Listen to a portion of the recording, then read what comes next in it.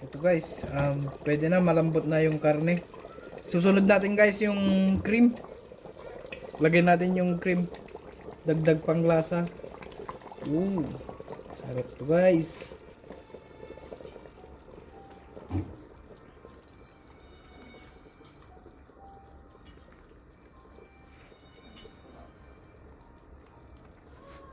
Pagkalagay natin yung cream guys, takpan natin para wag lang natin haluin agad-agad guys para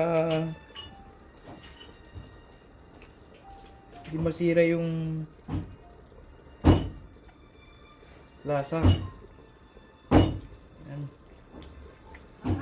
Yun na yan. Tapos takpan natin ulit. Huwag muna nating haluin.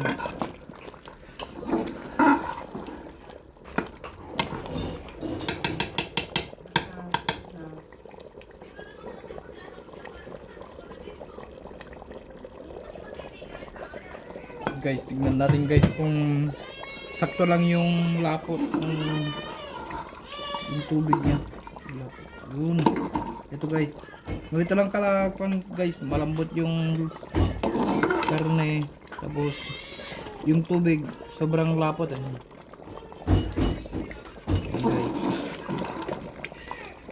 Pwede na itong hanguin guys. Tapos magluto tayo ng yung bigas. Yung bigas naman ang susunod natin guys. Guys. Wow, sarap. Nakakatakam.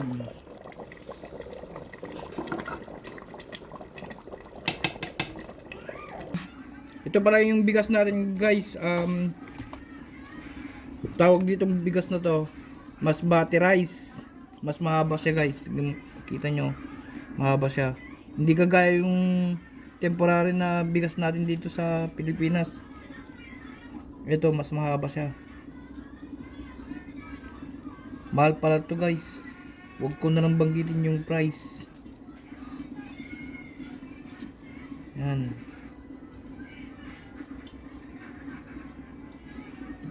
Sobrang haba, 'di ba guys?